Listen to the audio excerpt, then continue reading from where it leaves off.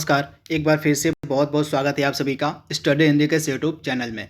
दोस्तों, आज हम मूल अधिकारों का जो पार्ट 4 है उसको कंप्लीट करेंगे। इसके साथ ही जो मौलिक अधिकार यानी कि फंडामेंटल राइट्स का चैप्टर है आज कंप्लीट हो जाएगा। तो अभी तक हमने जो है फंडामेंटल राइट्स के चैप्टर में आर्टिकल 12 से लेकर आर्टिकल 22 तक कंप्लीट कर लिया है। आज हम आर्टिकल 23 से आर्टिकल 35 तक जितने भी इम्पॉर्टेंट और फैक्ट और पॉइंट बन सकते हैं उन सभी को आज कवर करेंगे। यह लास्ट पार्ट है फंडामेंटल राइट्स का। तो अगर आपने हमारे पिछले तीनों वीडियो को नहीं देखा है तो आप उसे जरूर देख लीजिएगा, क्योंकि अगर आप पिछले 3 वीडियो अगर आप देख के इस वीडियो को देखेंगे तो आपको यह जो फंडामेंटल राइट्स का लास्ट चैप्टर है यह और अधिक अच्छे से समझ में आएगा। तो मैं आपको रिकमेंड करूंगा कि सबसे पहले अगर आपने हमारा पिछला तीनों वीडियो नहीं देखा है फंडामेंटल राइट्स का तो उसको आप जरूर देख लीजिएगा। उसके बाद ही आप इस पार्ट 4 को देखिएगा जो कि आज का लास्ट पार्ट है फंडामेंटल राइट्स का। तो चलिए आज के सेशन को शुरू करते हैं और आज हम जो है इस चैप्टर को कंप्लीट कर लेंगे। तो चलिए आज के सेशन को शुरू करते हैं। तो अभी तक हमने क्या कंप्लीट कर लिया था। तो सबसे पहले हमने देखा था समानता का अधिकार। हमने सबसे पहले समानता के अधिकार को कंप्लीट किया था जो कि आर्टिकल 14 से आर्टिकल 18 के मध्य है। उसके बाद हमने पार्ट 3 में कंप्लीट किया था जो राइट टू फ्रीडम यानी कि स्वतंत्रता का जो अधिकार है आर्टिकल 19 से 22 के मध्य जिसको रखा गया उसको हमने कंप्लीट कर लिया था। तो आज से हम स्टार्ट करेंगे शोषण के विरुद्ध अधिकार जो कि आर्टिकल 23 और 24 में रखा गया है। काफ़ी इंपॉर्टेंट आर्टिकल है। यहाँ से प्रतिवर्ष एक या दो प्रश्न पूछा ही जाता है। तो आर्टिकल 23 क्या कहता है?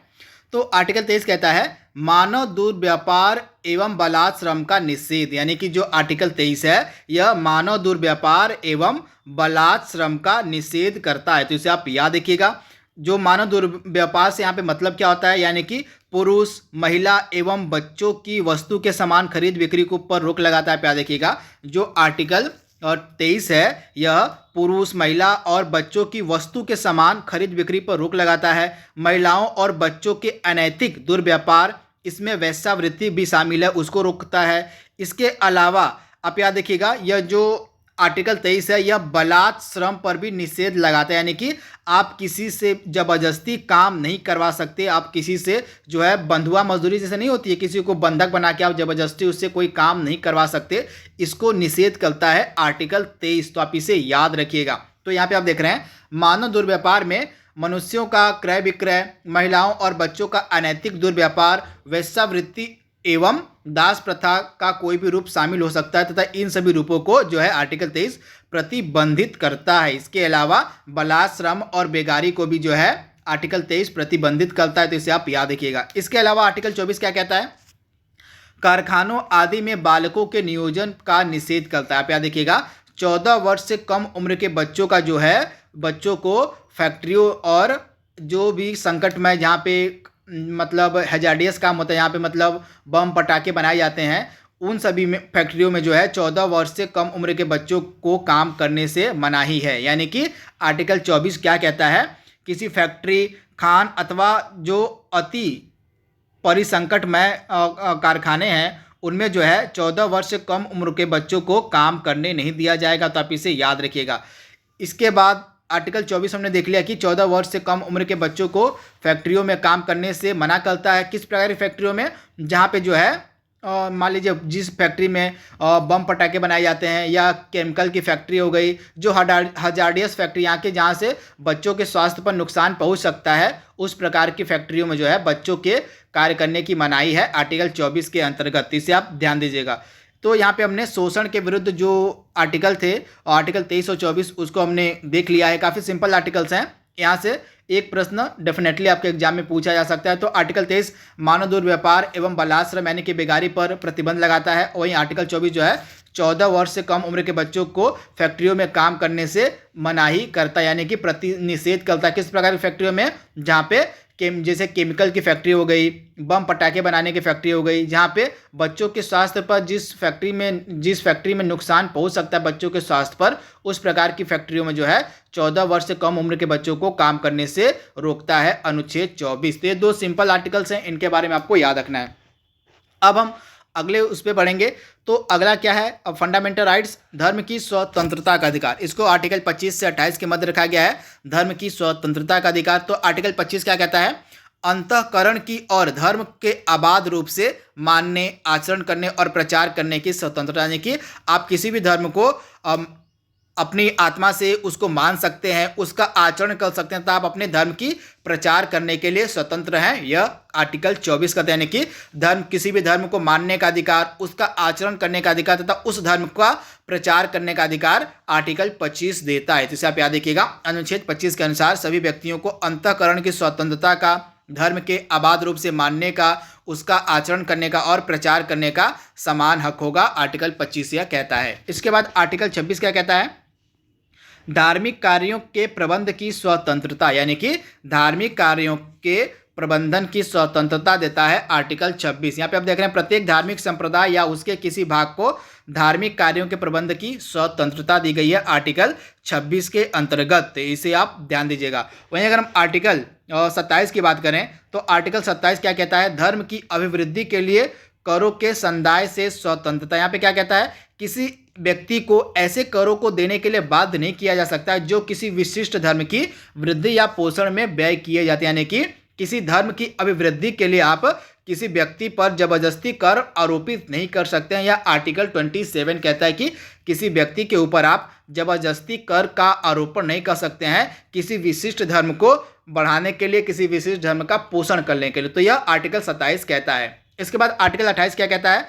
धार्मिक शिक्षा में उपस्थित होने की स्वतंत्रता। जो आर्टिकल 28 है क्या कहता है? धार्मिक शिक्षा में उपस्थित होने की स्वतंत्रता। यहाँ पे आप देख रहे हैं आर्टिकल 28 के अंतर्गत राज्य निधि से पूर्णतः पोषित किसी शिक्षा संस्थान में कोई धार्मिक शिक्षा नहीं दी जाएगी। यहाँ पे याद देखिएगा आर्टिकल 28 के अंतर्गत जो है राज्य निधि से पूर्णतः जो पोषित शिक्षा संस्थान है उसमें किसी भी प्रकार की धार्मिक शिक्षा नहीं दी जाएगी।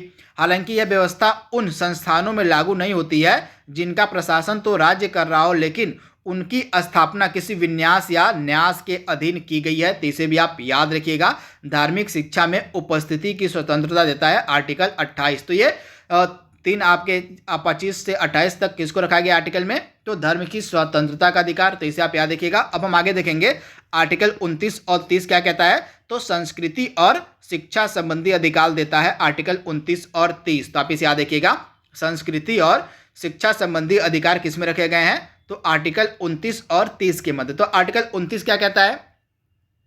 अल्पसंख्यकों के हितों का संरक्षण करता है आर्टिकल 29। आप याद देखिएगा जो आर्टिकल 29 है यह भारत में जो अल्पसंख्यक हैं, जो माइनॉरिटीज हैं, उनके हितों की रक्षा करता है। भारत के किसी भी भाग में रहने वाले नागरिक को उसकी भाषा, उसकी बोली, उसकी लिपि, संस्कृति को सुरक्षित रखने का अधिकार देता है यह आर्टिकल 29।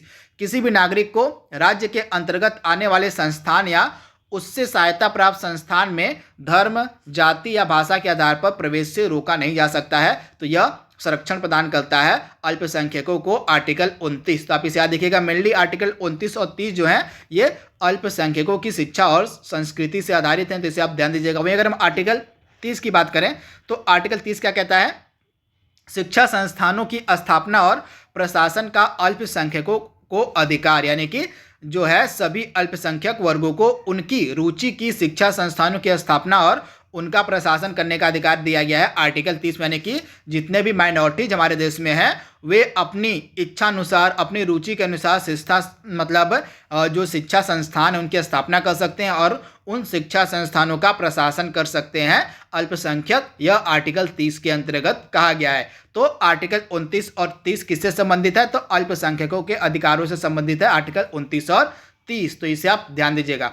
अब हम देखेंगे इन सभी जो अभी हमने आर्टिकल 14 से आर्टिकल 30 तक पढ़ा, ये आर्टिकल मूल अधिकार हमारे यहाँ, ये मूल अधिकार हैं। अगर मान लीजिए इन सभी मूल अधिकारों का हनन होता है तो इन सभी मूल अधिकारों को सुरक्षित रखने के लिए, इन सभी मूल अधिकारों को संरक्षित करने के लिए एक मूल अधिकार हमारे आर्टिकल में है आर्टिकल 32। यानी कि उपयुक्त जो हमने अभी तक मौलिक अधिकार पढ़े आर्टिकल 14 से लेकर आर्टिकल 30 तक, अगर इन सभी मूल अधिकारों का हनन होता है तो आप आर्टिकल 32 के तहत सीधे आप सुप्रीम कोर्ट में जा सकते हैं अपने इन सभी मौलिक अधिकारों को लागू करवाने के लिए। तो यह जो अधिकार है उपयुक्त 14 से 30 तक हमने जितने भी मूल अधिकार पढ़े, इन सभी अधिकारों को कानूनी रूप से लागू करवाया जा सकता है सुप्रीम कोर्ट से। यह व्यवस्था दी गई है आर्टिकल 32 के अंतर्गत। तो 32 जो आर्टिकल है काफ़ी इंपॉर्टेंट आर्टिकल है, अब इसको हम पढ़ेंगे। तो आर्टिकल 32 यहाँ पे हम देखेंगे, इसको हम कहते हैं संवैधानिक उपचारों का अधिकार। आप याद देखिएगा संवैधानिक उपचारों का जो अधिकार है यह आर्टिकल 32 को दिया गया है। डॉक्टर बी आर अम्बेडकर ने अनुच्छेद 32 को संविधान का सबसे महत्वपूर्ण अनुच्छेद बताया। आप याद रखिएगा, डॉक्टर भीमराव अम्बेडकर ने अनुच्छेद 32 को संविधान का सबसे महत्वपूर्ण अनुच्छेद बताया है।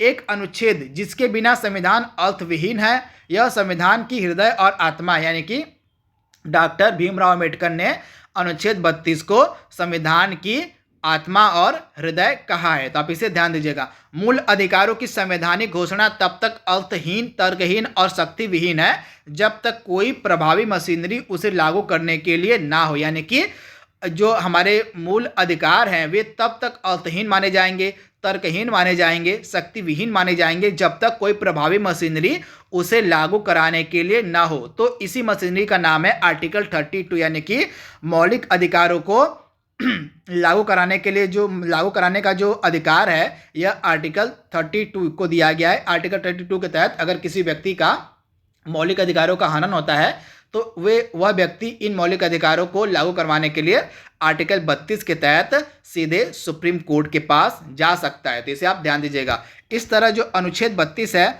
अनुच्छेद 32 जो है संवैधानिक उपचार का अधिकार प्रदान करता है। दूसरे शब्दों में मूल अधिकारों के संरक्षण का अधिकार स्वयं में ही एक मूल अधिकार है। तो इसे भी आप याद रखिएगा, मूल अधिकारों के संरक्षण का जो अधिकार आर्टिकल 32 है यह स्वयं में एक मूल अधिकार है। तो यह भी प्रश्न कई बार बन सकता है एग्जाम में, तो इसे आप ध्यान दीजिएगा। इसके बाद संविधान द्वारा अनुच्छेद 32 के अंतर्गत केवल मूल अधिकारों को ही गारंटी दी गई। आप याद रखिएगा, जो संविधान का अनुच्छेद 32 है इसके तहत आप सिर्फ मूल अधिकारों को ही लागू करवाने के लिए सुप्रीम कोर्ट में जा सकते हैं। तो इसे भी आप याद रखिएगा, जो अनुच्छेद 32 है इसके अंतर्गत केवल मूल अधिकारों को लागू कराने के लिए ही सुप्रीम कोर्ट का दरवाजा खटखटाया जा सकता है, अन्यथा नहीं। तो इसे आप ध्यान दीजिएगा।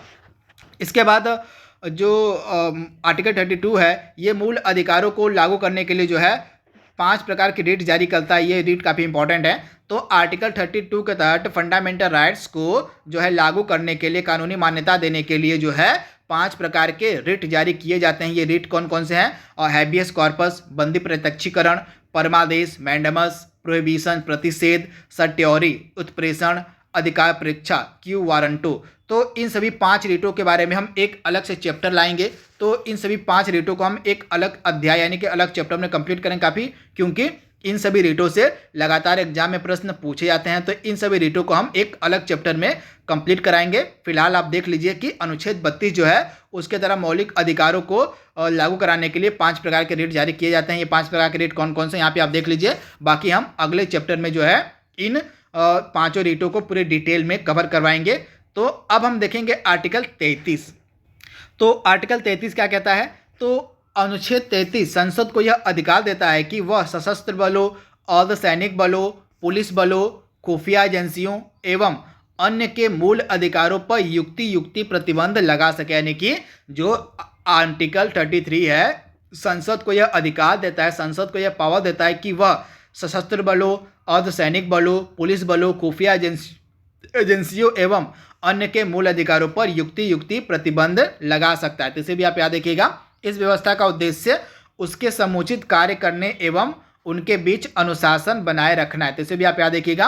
अनुच्छेद 33 के अंतर्गत विधि निर्माण का जो अधिकार है सिर्फ संसद को है, न कि राज्य विधानमंडल। यानी कि अनुच्छेद 33 के अंतर्गत जो है जो कानून है वह सिर्फ संसद बना सकती है। तो इसे भी आप याद रखिएगा, सिर्फ संसद को यह अधिकार है कानून बनाने का, विधि निर्माण करने का, आर्टिकल 33 के अंतर्गत। इसे आप ध्यान दीजिएगा। इसके बाद आर्टिकल 34 क्या कहता है हमारा? तो आर्टिकल 34 क्या कहता है? अनुच्छेद 34 मूल अधिकारों पर तब प्रतिबंध लगाता है जब कहीं भी मार्शल लॉ यानी कि मार्शल कानून जो है लागू हो, जहाँ भी वहाँ पे मूल अधिकारों पर प्रतिबंध लगाया जाता है आर्टिकल 34 के तहत। यहाँ पे आप देख रहे हैं मार्शल लॉ के सिद्धांत को अंग्रेजी कानून से लिया गया है। हालांकि मार्शल लॉ की तो जो मार्शल लॉ है इसको जो है अंग्रेजी कानून से लिया गया है। हालांकि मार्शल लॉ की हमारे संविधान में व्याख्या नहीं की गई है, परंतु इसका शाब्दिक अर्थ क्या होता है? स्थानीय शासन। स्थानीय शासन यह एक ऐसी स्थिति का परिचायक है जहां सेना द्वारा सामान्य प्रशासन को अपने नियम कानून के तहत संचालित किया जाता है। मान लीजिए किसी ऐसे एरिया में जो डिस्टर्ब एरिया है हमारे देश में जितने भी डिस्टर्ब्ड एरिया हैं वहाँ पे जो है मार्शल लॉ लागू कराया जाता है। जहाँ पे भी जिस भी हमारे डिस्टर्ब एरिया में, हमारे जो देश के डिस्टर्ब एरिया हैं, अगर वहाँ पे मार्शल लॉ लागू हो जाता है तो उस एरिया में जो है जो सामान्य प्रशासन होता है वह वो सेना के हाथ में चला जाता है, तो जो सेना होती है वह अपने नियम कानून के तहत उस एरिया को संचालित करती है। सिंपली इसी को हम मार्शल लॉ के नाम से जानते हैं। तो इसे भी आप याद रखिएगा, जो मार्शल लॉ होता है इसके अंतर्गत सेना द्वारा जो है सामान्य प्रशासन को अपने नियम कानून के तहत संचालित किया जाता है। तो इसे भी आप याद रखिएगा। इस तरह वहाँ साधारण कानून निलंबित हो जाता है तथा सरकारी कार्यों को सैन्य अधिकरणों के अधीन कर दिया जाता है, यानी कि जिस भी एरिया में, जिस भी भाग में मार्शल लॉ लागू होता है तो वहाँ का जो साधारण कानून होता है वह स्वतः ही निलंबित हो जाता है और सरकारी कार्य को सैन्य अधिकारियों के अधीन किया जाता है। तो इसे भी आप याद रखिएगा। तो मार्शल लॉ किससे संबंधित है, तो आर्टिकल 34 में मार्शल लॉ को बताया गया है। तो इसे भी आप ध्यान दीजिएगा। अब हम देखेंगे आर्टिकल 35 जो कि फंडामेंटल राइट्स का हमारे लास्ट आर्टिकल है। तो अनुच्छेद 35 केवल संसद को कुछ विशेष मूल अधिकारों को प्रभावी बनाने के लिए कानून बनाने की शक्ति प्रदान करता है। आप याद देखिएगा, जो आर्टिकल 35 है कुछ मूल अधिकारों को प्रभावी बनाने के लिए, आप याद देखिएगा जो आर्टिकल 35 है यह कुछ मूल अधिकारों को प्रभावी बनाने के लिए जो है किसको अधिकार देता है, तो संसद को अधिकार देता है। तो आप याद देखिएगा कुछ मूल अधिकारों को जो है प्रभावी बनाने के लिए आर्टिकल 35 के अंतर्गत जो है संसद को जो है पावर दी गई है। तो इसे भी आप याद रखिएगा, यह अधिकार है जो है राज्य विधानमंडल के पास नहीं है, सिर्फ संसद के पास है। तो इसे भी आप ध्यान दीजिएगा। अच्छा, आर्टिकल 35 कौन कौन से मूल अधिकारों को प्रभावी बनाने के लिए संसद को शक्ति देती है, तो मैंने आपको बताया था आर्टिकल 16 आपने पढ़ा होगा। तो आर्टिकल 16 क्या सब सेक्शन में हमने पढ़ा था कि जो राज्य होगा या केंद्र शासित या जो स्थानीय सरकार होंगी वे किसी रोजगार या नियुक्ति होती निवास की शर्त को आरोपित कर सकती है, यानी कि किसी राज्य में जो है किसी भी राज्य में जो है किसी भी रोजगार या किसी भी नियुक्ति के लिए जो है रोजगार की जो शर्त है, रोजगार की शर्त के लिए जो है निवास स्थान को वहाँ आरोपित कर सकती है। तो निवास की व्यवस्था को रखा गया है आर्टिकल 16 में, तथा यह जो शक्ति है यह संसद के पास है, यानी कि संसद चाहे तो किसी रोजगार या नियुक्ति हेतु निवास की शर्त को आरोपित कर सकती है आर्टिकल 16 के अंतर्गत। इसके अलावा आर्टिकल मैंने आपको बताया था आर्टिकल 32।